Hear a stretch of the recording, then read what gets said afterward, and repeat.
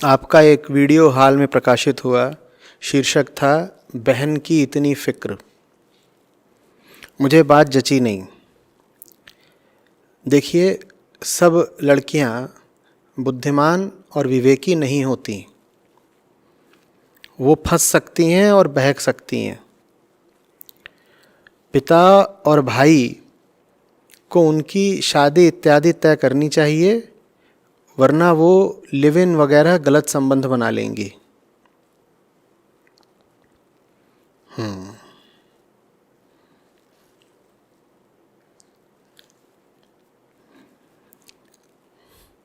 बताओ, कौन सी उपाधियों से विभूषित किया जाए तुमको?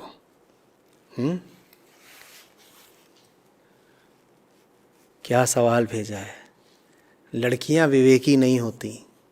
अगर बाप भाई उनकी शादी नहीं तय करेंगे तो बहक जाएंगी, लिव इन वगैरह करनी शुरू कर देंगी। बुद्धि जरा कम होती है इनमें। स्त्री जात है, कहां अपना भला बुरा देख सकती है। तो इसीलिए जैसे एक जानवर को जरूरत होती है कि उसके गले में रस्सी डाल करके उसका मालिक उसे घर तक ले आए, और घर बदले तो एक घर से दूसरे घर तक ले जाए गले में रस्सी डाल करके, उसी तरीके से बाप और भाई तय करेंगे कि बहन, स्त्री, बेटी, पत्नी, ये सब किस तरीके की जिंदगी जिएं, कहाँ आएं, कहाँ जाएं, किससे विवाह करें। वाह बेटा, कैसे तुमने तय कर लिया कि तुम्हारा विवेक तुम्हारी बहन के विवेक से ज्यादा है? कौन से मीटर पर तुमने विवेक का स्तर नापा था? हमें भी चाहिए वो विवेकोमीटर। अध्यात्म के क्षेत्र में क्रांति हो जाएगी। तुम करा लेना पेटेंट, तुम्हें मुनाफा भी होने लगेगा। हाँ, विवेकोमीटर। और उस विवेकोमीटर पर यह भी दिखा देना कि कैसे स्त्रियों का औसत विवेक पुरुषों के औसत विवेक से कम है, दिखा देना।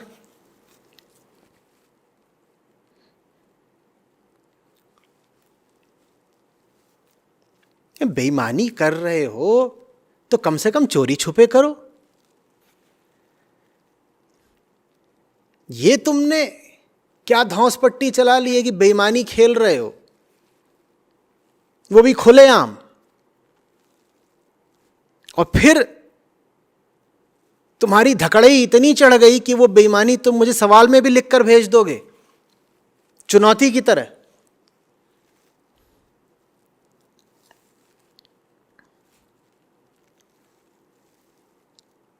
अध्यात्म का मतलब समझते हो?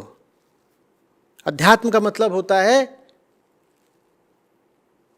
कि लिंग एक तरह का आवरण मात्र है तुम्हारी सच्चाई के ऊपर।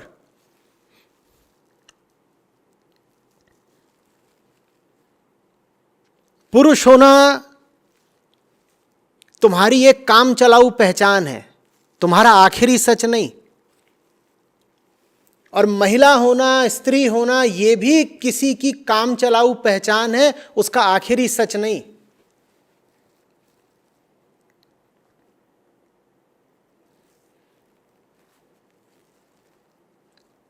और तुम कह रहे हो कि नहीं, स्त्री को तो बिल्कुल एक अलग दृष्टि से देखो, उसके लिए तो अलग नियम कायदे चलाओ, उसके ऊपर पुरुष का वर्चस्व होना चाहिए। बेचारी के पास बुद्धि विवेक थोड़ा कम होता है ना।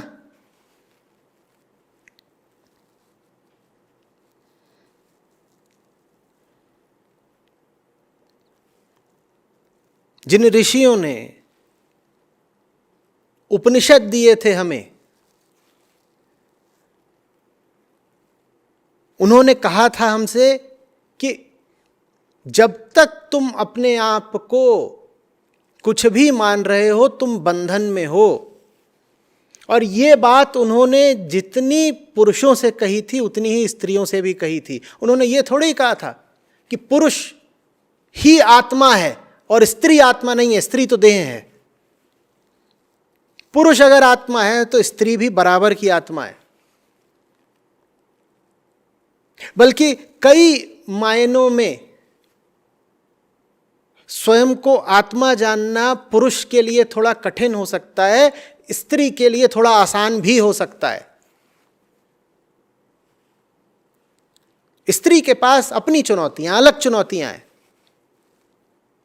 वो चुनौतियां अलग जरूर हैं, स्त्री का रास्ता अलग जरूर है, लेकिन उसके लिए मंजिल पुरुष की अपेक्षा कुछ ज्यादा दूर नहीं हो गई।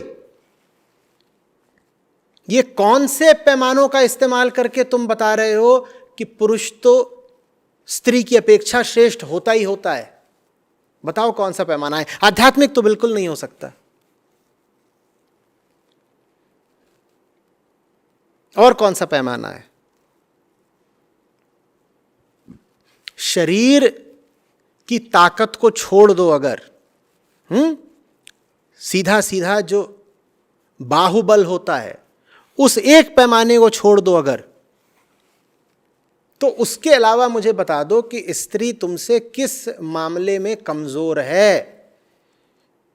कैसे तुमको हक मिल गया उसके जीवन पर छा जाने का, चौधरी बन जाने का, एकदम मालकियत झाड़ने का? बताओ।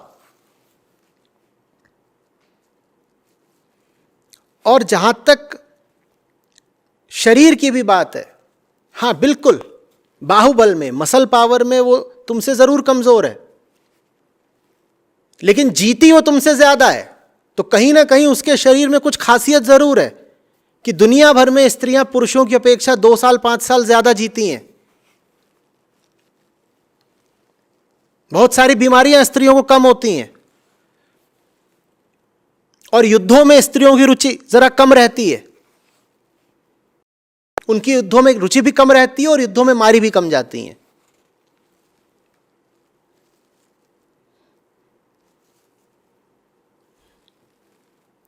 और शरीर की अगर बात कर रहे हो तो सहन शक्ति शारीरिक तौर पर भी वैज्ञानिक रूप से प्रमाणित है कि स्त्रियों में थोड़ी ज्यादा होती है।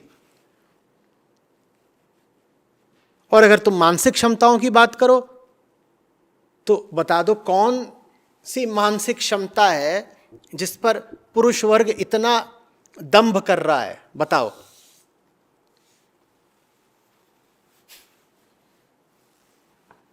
कौन सा ऐसा क्षेत्र है मानसिक गतिविधि का जिसमें तुम ये निष्कर्ष निकाल सकते हो कि स्त्री तो पुरुष की बराबरी कर नहीं सकती? बराबरी नहीं कर सकती?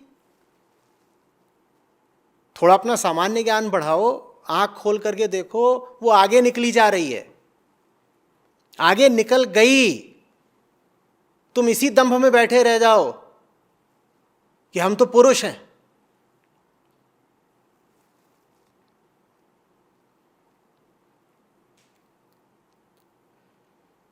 समझ में कुछ आ रही है बात? और मैं नहीं कह रहा हूं कि तुम्हारी बहन से गलती नहीं हो सकती, तो गलती करना भी इंसान का हक है ना। तुम नहीं करते गलतियां, उसे भी करने दो। तुम गलती करो तो इसको बोलोगे कि ये तो सीखने के लिए जरूरी होता है, इस अनुभव का इस्तेमाल करके हम आगे बढ़ेंगे जीवन में। और स्त्री गलती कर जाए तो तुम कहोगे ये देखो अब इसे सजा मिलनी चाहिए। तुमने गलती करी तो वो एक तरीके से तुम कहते हो तुम्हारे पक्ष में जाती है कि मैंने गलती करी है, अब मैं अपने अनुभव का लाभ उठाऊंगा। तुम कहते हो अब जब मैं अगला कदम उठाऊंगा, अगला प्रयोग करूंगा, तो शून्य से नहीं करूंगा, अनुभव से करूंगा। गलती का अनुभव है ना मेरे पास, तो ये बात अपने पक्ष में तुम ले जाते हो कि मैंने गलती करी, देखो अब मैं बेहतर इंसान बनूंगा। तो बहन को भी गलती कर लेने दो ना, वो भी बेहतर इंसान बनेगी। बिल्कुल हो सकता है कि तुम जिस चीज़ के लिए बहुत व्यग्र हो रहे हो कि वो शादी किससे करेगी, संबंध किससे बनाएगी, बिल्कुल हो सकता है कि वो किसी गलत आदमी को चुनाव कर लेने दो ना। तुम भी तो अपने लिए कोई पत्नी चुनोगे। क्या आश्वस्ति है कि तुम बिल्कुल सही महिला को चुनोगे शादी के लिए, तुम नहीं गलती कर सकते। जैसे तुम गलती करोगे वैसे ही उसको कर लेने दो। समझ में आ रही बात? देखो,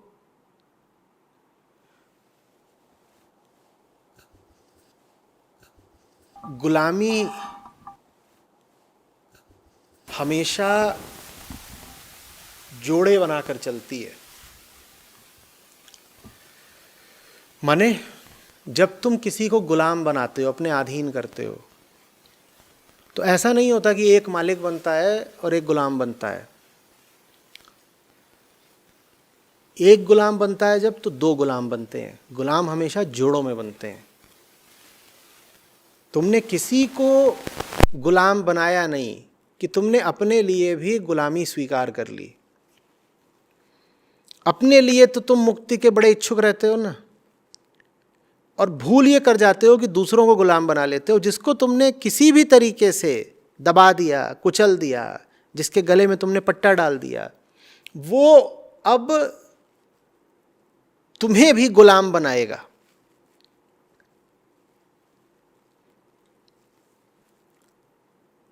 एक बार तुम ये करने लग गए कि तुम किसी व्यक्ति के जीवन पर इतने छा गए कि उसके सारे निर्णय तुम लेने लग गए, वो व्यक्ति तुम्हें माफ तो करेगा नहीं, चाहे पुरुष हो चाहे स्त्री।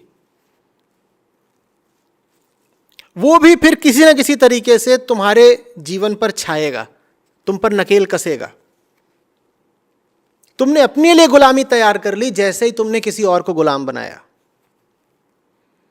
तो अगर अपनी स्वतंत्रता चाहते हो व्यक्तिगत रूप से, और अगर अपनी मुक्ति चाहते हो आध्यात्मिक रूप से, तो कभी किसी के जीवन में व्यर्थ हस्तक्षेप मत करो। तब तक किसी को रोको टोको नहीं जब तक तुमको बहुत ही जबरदस्त और प्राणघातक खतरा न दिखाई देता हो। और उस पर भी अगर सामने वाला व्यक्ति वयस्क हो तो उसे सलाह भर दो, वर्जनाएं मत लगाओ। अगर दिखाई ही दे कि कोई वास्तव में गलती करने जा रहा है तुम्हारी दृष्टि में, तो भी अगर सामने वाला वयस्क है तो चढ़ मत बैठो उस पर, सलाह भर दो। और भूलो नहीं कि गलती करना भी मनुष्य होने के अनिवार्य अधिकारों में से एक है। एक सुंदर कविता है जिसमें कवि या कवियत्री देवताओं को संबोधित करके कहते हैं कि अरे तुम्हारे जगत में रखा क्या है, वहां तो सब कुछ बिल्कुल पूर्ण है, आदर्श है, परफेक्ट है। जगत तो हमारा सही है जहां पर हम 2-4 दिन को फूल की तरह खिलते हैं और फिर मिट भी जाते हैं। और आखिरी पंक्ति कुछ इस तरह से है, अभी कविता मुझे याद नहीं आ रही, आप लोग सर्च करेंगे तो मिल जाएगी। रहने दो हे देव, अरे यह मेरा मिटने का अधिकार। रहने दो हे देव, अरे यह मेरा मिटने का अधिकार। इसी तरीके से तुम्हारी बहन भी तुमसे बोल रही है, रहने दो ओ भाई, अरे यह मेरा गलती करने का अधिकार। अगर वो अधिकार मुझे नहीं है तो जीवन में फिर मेरी चेतना की कोई उन्नति भी नहीं हो सकती ना। और ये तो मैं तब बोल रहा हूं ना जब बहन वास्तव में गलती कर रही हो। जीवन उसका है, ज्यादा संभावना यही है कि उसके जीवन के विषय में तुम गलती कर रहे होगे, क्योंकि तुम इस दंभ से भरे हुए हो कि बहन से ज्यादा होशियार और जानकार हम हैं। जब तुम्हारा ये दंभ गलत है, जब बहन के बारे में तुम्हारी ये धारणा गलत है, तो बहन के जीवन को लेकर के जो तुम निर्णय करोगे वो कैसे सही हो जाएंगे बताओ। एक चीज जो तुम में गलत है वो तो इस सवाल में ही दिख गई ना। बहन को लेकर के और खुद को लेकर के तुम्हारी धारणा ही मूलभूत रूप से गलत है। जब वो धारणा ही गलत है तो तुम जब और बाकी सब निर्णय कर रहे होगे जीवन के, चाहे अपने जीवन के चाहे बहन के जीवन के, वो निर्णय कैसे सही हो जाएंगे।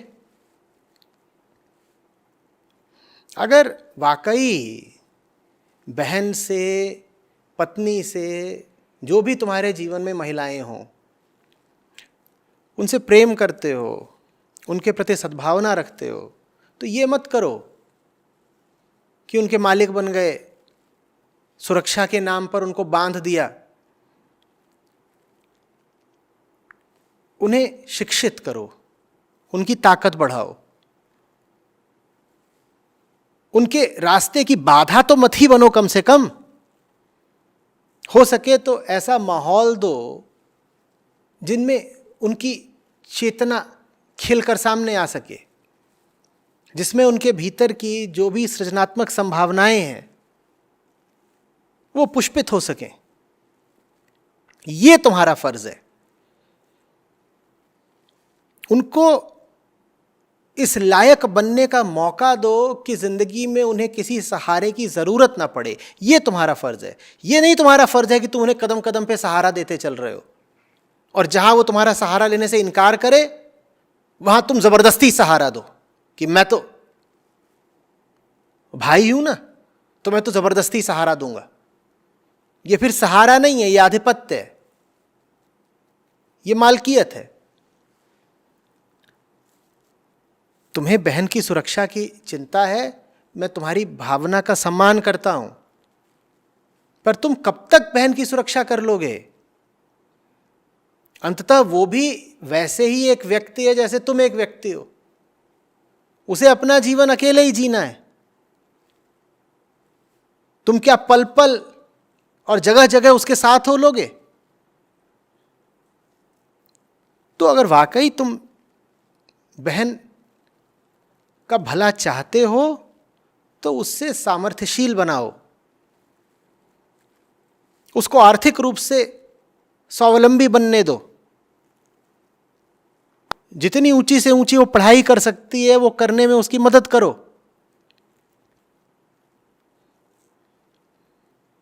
जिन सही जगहों पर उसे होना चाहिए उन जगहों पर पहुंचने में उसकी मदद करो। और मदद नहीं भी कर सकते भैया तो कम से कम राह का रोड़ा तो मत बनो। इतना काफी है।